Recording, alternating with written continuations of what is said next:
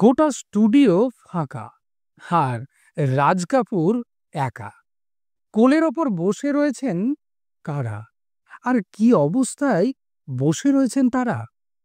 আর যা দেখে চমকে উঠলেন স্বয়ং রঞ্জিত। কি ঘটেছিল সেদিন?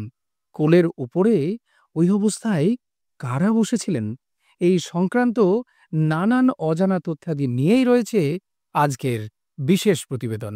আর আপনারা রয়েছেন এই মুহূর্তে আবারও the legend and history 365 YouTube চ্যানেলের পর্দায় দেবার্গর সাথে। সোশ্যাল মিডিয়া রিপোর্ট অনুযায়ী খলনায়ক চরিত্রে পরিচিত অভিনেতা রঞ্জিত রাজ কাপুরকে নিয়ে তুলে ধরেন এক বিস্ময়কর স্মৃতি, যা শুনে অনেকের চোখ খুলে যেতে পারে। ঘটনাটি ১৯৭০ সালে মুক্তিপ্রাপ্ত ছবি মেরা নাম জোকারের স্ক্রিপ্ট পাঠের সময়কার। একটি সাক্ষাৎকারে রঞ্জিত জানান, তিনি অবাক হয়েছিলেন যখন দেখেন পরিচালক রাজ কাপুর অভিনেত্রীদের নিজের কোলে বসিয়ে গল্প বলছেন। প্রথমে দৃশ্যটা অস্বস্তিকর ঠেকলেও রঞ্জিত তৎক্ষণাৎ বুঝে যান এর মধ্যে কোনো লুকানো উদ্দেশ্য ছিল না। তিনি বলেন, রাজ কাপুর কখনো অভিনেত্রীদের সঙ্গে ফ্লার্ট করেননি। তিনি তাদের নিজের মেয়ে বলেই ভাবতেন। যখন কাউকে কোলে বসাতেন তখন স্নেহ ভরে উত্তর বলে ডাকতেন।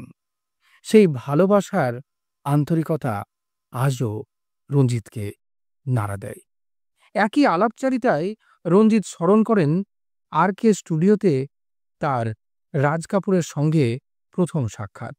স্টুডিওতে ঢুকে তিনি দেখতে পান রাজ কাপুরের ছবিতে অভিনয় করা সব অভিনেত্রীদের বিশালাকৃতির কাটআউট।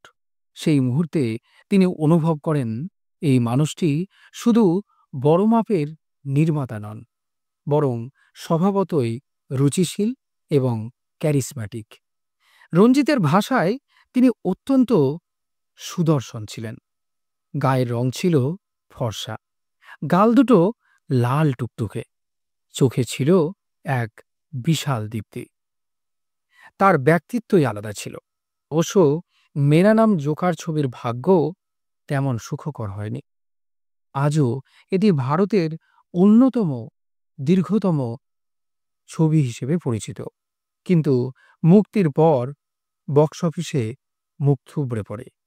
এর আগে রাজ কাপুরের পরিচালিত সঙ্গম ছিল বিশাল হিট, তাই মেরা নাম জোকারের ব্যর্থতা ছিল বহু চর্চিত।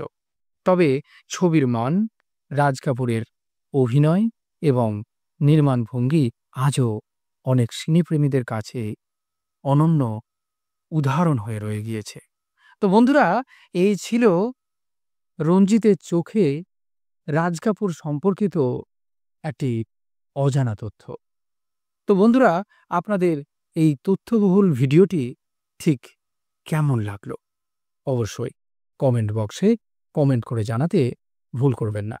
আর চ্যানেলে নতুন হয়ে থাকলে সাবস্ক্রাইবের পাশাপাশি পাশে থাকা বেল আইকনটিও প্রেস করার জন্য অনুরোধ রইল।